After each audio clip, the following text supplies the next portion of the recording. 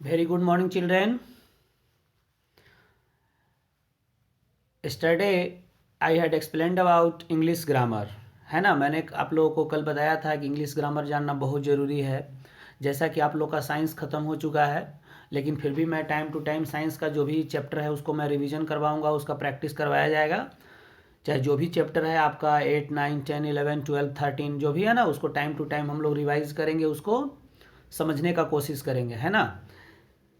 लेकिन मैंने बहुत दिनों से आप लोग का जो बेस देख रहा हूँ, चाहे वो इंग्लिश का हो चाहे और भी सब्जेक्ट का है, देख रहे हैं कि जितना आपका बेस स्ट्रांग होना चाहिए उतना आपका बेस स्ट्रांग नहीं है। मैंने जैसा कि साइंस का कॉपी आप सबों का करेक्शन कर चुका हूँ, सारे सेक्शन का बॉयज़ गर्ल्स सबका करेक्शन हो चुका है। उसमें मैंने ये देखा है कि बहुत सारे बच्चे ग्रामर का बहुत सारा गलती करते हैं, बहुत सारा मिसस्पेल्ड का गलती करते हैं। तो मैंने कल ही सोचा था, कल ही से इसीलिए आप लोग का स्टार्ट किया हूँ कि आप लोग का जो ग्रामर का जो पोर्शन है ना वो बहुत वीक है। आप लोग को मैम इतना पढ़ाती है, इतना बताया जाता है, आप 1 क्लास से लेकर के पढ़ते आ रहे हैं, स्टैंडर्ड 4 में आ चुके हैं, फिर भी आप लोग का बेस बहुत वीक है। इतना वीक है कि जैसे मैंने कुछ क्वेश्चन दिया था, इतना सिंपल क्वेश्चन था जिसका यूज, अगर क्वेश्चन प्रेजेंट टेंस का है तो उसका आंसर भी प्रेजेंट में देना है, अगर क्वेश्चन पास्ट का है तो उसका आंसर भी पास्ट टेंस में देना है, लेकिन बहुत सारे बच्चे इसमें गलती करते हैं। तो मैंने सोचा कि क्यों नहीं मैं आप लोगों को एक बार ग्रामर पढ़ाने का कोशिश करूं और टेंस पढ़ाने का कोशिश करूं, जिससे कि आप लोग का बेस है, जिससे आप लोग का जो ये जो प्रॉब्लम हो रहा है, जो बहुत सारा एरर आपका मिल रहा है सेंटेंसेज में, उसको दूर किया जाए। तो इसीलिए मैंने कल ही से स्टार्ट किया है आप लोग का इंग्लिश ग्रामर। तो मैं चाहता हूं कि आप लोग को टेंस अच्छे से समझाऊं, कौन सा टेंस का कहाँ पे यूज करते हैं, उसका क्या स्ट्रक्चर क्या होता है, उसका पैटर्न क्या होता है, उसको हम लोग जानने का कोशिश करेंगे। तो आज से मैं आप लोगों के लिए टेंस लेकर आया हूँ इंग्लिश ग्रामर में। कल ही आप लोगों को बताया गया था there are 3 types of tense: present tense, past tense and future tense. Okay, so today we will start simple present tense. Simple present tense बहुत सारे बच्चे जानते भी होंगे, बहुत सारे बच्चे पढ़ चुके होंगे, लेकिन फिर भी आपको रिवाइज करना है, क्योंकि जितना ज़्यादा आप रिवाइज कीजिएगा ना, आपका प्रैक्टिस उतना ही सही होगा, आपका बेस उतना ही स्ट्रांग होगा, है ना। तो let's start simple present tense children, all the best. And जो मैं दे रहा हूँ ना, you have to learn and write in your English copy, learn and write in your English copy and try to revise and try to be punctual। Per day आप लोग का English grammar का क्लास अटेंड करना है मेरा, जब तक tense नहीं खत्म हो जाएगा। पर डे मैं आपको 2-2 टेंस के बारे में बताऊंगा। आज मैं आप लोग को सिंपल प्रेजेंट टेंस और सिंपल और प्रेजेंट कंटिन्यूअस टेंस के बारे में आप लोग को बताऊंगा। जैसा कि आप स्क्रीन पर देख सकते हैं, यहाँ पे लिखा गया है simple present tense. The simple present tense is one of the most common tense in English. English का सबसे कॉमन टेंस ये है जिसको हम लोग को जानना है। यूज कहाँ कहाँ करते हैं? We use the present simple tense to express usual and repeated action like for action, face, event, situation और हैबिट, है ना। हम लोग क्या करते हैं, प्रेजेंट इंडिफिनिट जो टेंस होता है, सिंपल प्रेजेंट टेंस होता है, इसमें हम लोग एक्शन, फेस, इवेंट, सिचुएशन और हैबिट को हम लोग क्या करते हैं, रिपीट करते हैं, है ना, एक्सप्रेस करते हैं। तो जैसा कि यहाँ देख सकते हैं, formatting the simple present tense, simple tense का फॉर्मेशन कैसे होता है, उसका स्ट्रक्चर क्या है, ऑलरेडी यहाँ पे आप लोग के सामने दिया गया है। अब इसमें क्या होता है, 3 सेंटेंसेस पे हम लोग को फोकस करना है: अफर्मेटिव सेंटेंस, निगेटिव सेंटेंस और इंट्रोगेटिव सेंटेंस। अफर्मेटिव सेंटेंस को हम लोग पॉजिटिव सेंटेंस भी बोलते हैं, है ना। इंट्रोगेटिव सेंटेंस को हम लोग निगेटिव सेंटेंस भी बोला जाता है, और सॉरी निगेटिव सेंटेंस, है ना। उसके बाद फिर आता है इंट्रोगेटिव सेंटेंस, जिसमें हम लोग क्वेश्चन मार्क लगाते हैं, है ना। तो हाँ, यहाँ आप देख सकते हैं कि अगर कोई भी सेंटेंस का structure subject plus V1 plus object होता है तो उसको हम लोग कैसे यूज करते हैं। यानी पॉजिटिव सेंटेंस में हम लोग V1 और V5 दोनों का यूज करते हैं। किसी के साथ हम लोग एस लगाते हैं, किसी के साथ एस नहीं लगाते हैं। जैसा कि आप लोग जानते हैं, there are 5 forms of verbs. Verb जो होता है उसका 5 फॉर्म होता है: V1, V2, V3, V4 and V5, है ना। तो V1 में क्या होता है, जैसे ईट, तो eat, ate, eaten, eating, eats, write, wrote, written, writing, writes, है ना। तो ये 5 फॉर्म्स मैंने बोला। तो उसी तरह से यहाँ पर क्या होता है, जो पॉजिटिव सेंटेंस होता है उसमें सब्जेक्ट V1 और V5 का यूज करते हैं, उसके बाद इसमें हम लोग ऑब्जेक्ट लिखते हैं। अब आप लोग सोच रहे होंगे कि V1 कहाँ लगाते हैं और V5 कहाँ लगाते हैं। तो generally first person, second person और थर्ड पर्सन प्लूरल नंबर, जैसे कि नीचे नोट में लिखा गया है, जिसके साथ हम डू का यूज करते हैं उसके साथ V1 का यूज करते हैं, है ना।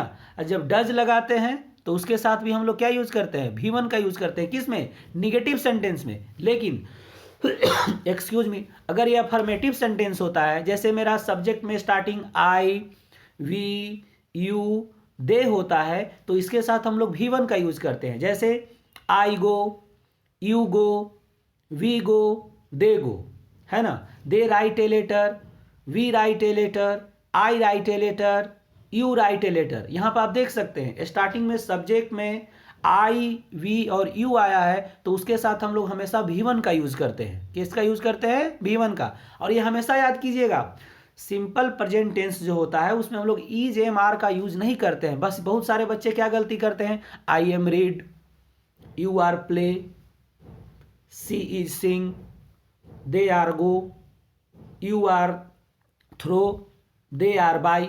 तो कभी भी सिंपल प्रेजेंट टेंस से अगर कोई सेंटेंस बिलोंग करता है तो उसमें ईज एम आर का यूज हम लोग नहीं करते हैं। आप लोग हमेशा ध्यान रखिएगा। अक्सर देखते हैं कि बहुत सारे बच्चे से पूछा जाता है कि वह विद्यालय जाता है तो क्या बोलेगा, he is go to a school. तुम खेलते हो तो यू आर प्ले बोलेगा। दिस इज नॉट गुड, है ना। तो अगर आपको टेंस की जानकारी है, अगर आपको टेंस का आइडिया है, तो आपको ये सब को थोड़ा सा पढ़ना होगा, समझना होगा, प्रैक्टिस करना होगा, है ना। मैं आप लोगों को एक्सरसाइजेज में दूंगा, कुछ एक्सरसाइजेज होमवर्क में, कुछ एक्सरसाइजेज का पिक सेंड करूंगा। आपको क्या करना है, उसको प्रैक्टिस करना है। कुछ सेंटेंस रहेगा तुम्हारा पॉजिटिव सेंटेंस, कुछ निगेटिव सेंटेंस रहेगा, कुछ क्वेश्चन सेंटेंस रहेंगे, कुछ अफर्मेटिव रहेगा, कुछ निगेटिव रहेगा, कुछ इंट्रोगेटिव रहेगा, है ना। तो यहाँ पर आप देख सकते हैं पॉजिटिव सेंटेंस में क्या लगाना है, सब्जेक्ट प्लस V1 या V5 और प्लस ऑब्जेक्ट। तो V1 किसके साथ लगाना है, आई, वी, यू और दे, इसके साथ V1 का यूज करेंगे। और ही, सी, इट और कोई भी नाम होगा तो उसके साथ हम लोग क्या करेंगे, V5 का यूज करेंगे।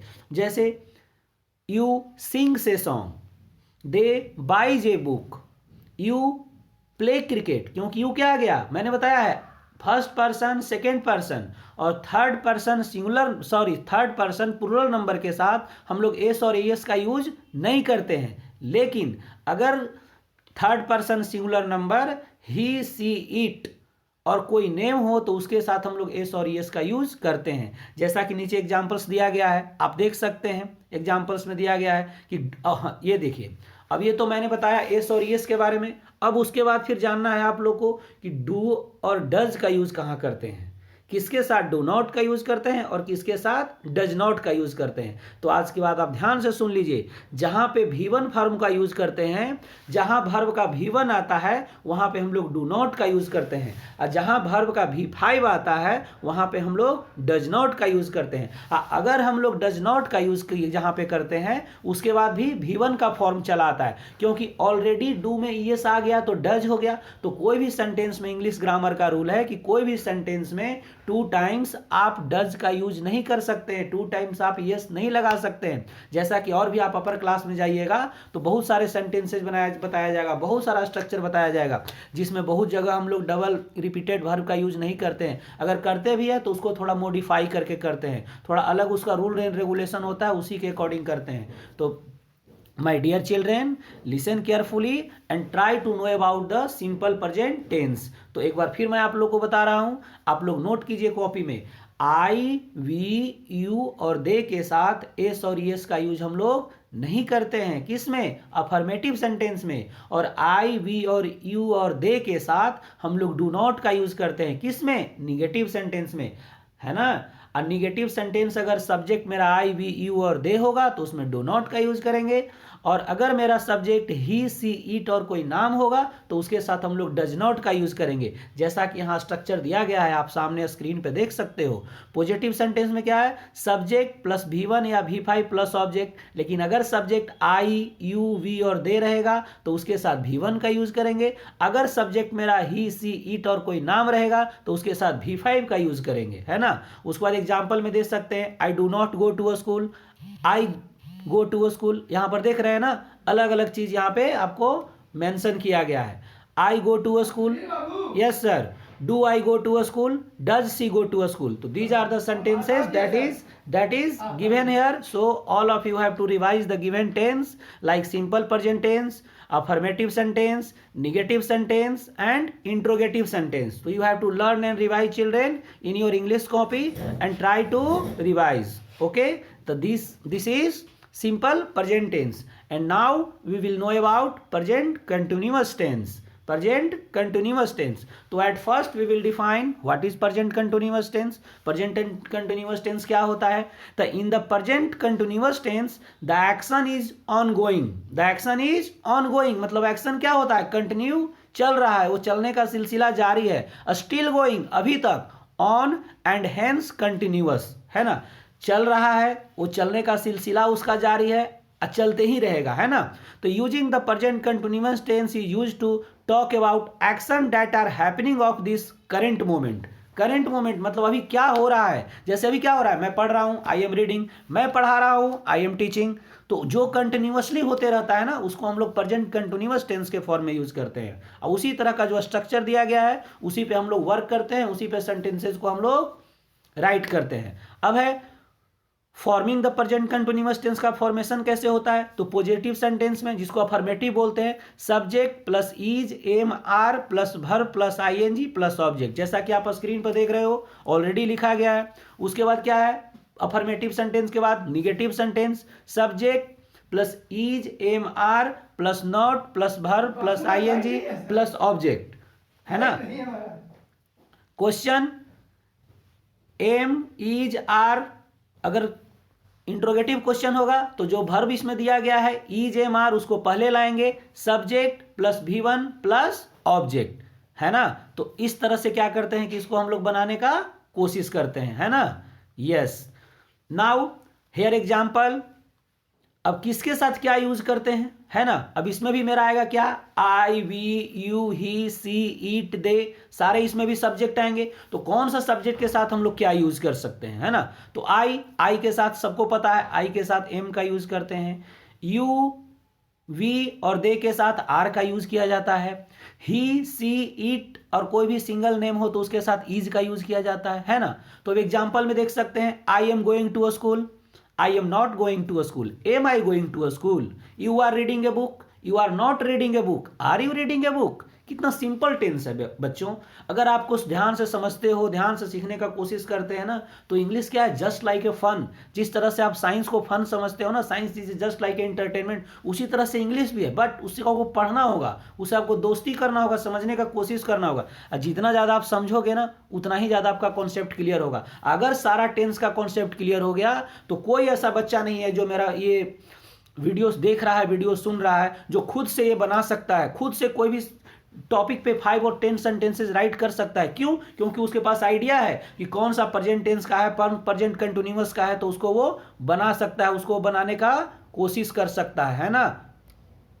तो बच्चों, आज के लिए आपका क्लास वर्क इतना ही। बाकी हम लोग नेक्स्ट वीडियो में मिलेंगे, और नेक्स्ट क्लास में जब मिलेंगे तो वहां पे हम लोग जानेंगे प्रेजेंट परफेक्ट टेंस के बारे में और प्रेजेंट परफेक्ट कंटिन्यूअस टेंस के बारे में। तो आपको ये वीडियो को सुनना है, आज जो वीडियो को देखना है, सारा जो स्क्रीन पे लिखा गया है, जो भी दिया गया है, आप उसको नोट करना है, उसको समझने का कोशिश करना है। जो भी डाउट कंफ्यूजन होगा, आपके घर में कोई होगा तो आप उससे भी पूछ सकते हैं। अगर वो आपके घर में कोई नहीं आपको बताता है तो आप हमको भी फोन करके आप हमसे पूछ सकते हैं। मैं always I am ready to teach you, always I am ready to help you, है ना। मेरा काम ही है बच्चे को बताना, बच्चे को समझाना। तो चिल्ड्रेन, आप हमारे देश का फ्यूचर हैं, आप अपने पेरेंट्स का बहुत बड़ा सपना है, आप अपने पेरेंट्स का बहुत बड़ा अरमान है, आपके पेरेंट्स को आपके प्रति बहुत बड़ा उम्मीद है। तो आप उनके उम्मीदों पर खरे उतरिए, जो आपको वो बताते हैं, जो आपको समझाते हैं, उसको समझिए, और जो आपके पापा मम्मी दादा दादी का जो सपना है उसको साकार करने का कोशिश कीजिए। और अभी से शुरू कीजिए, फिक्स द टारगेट,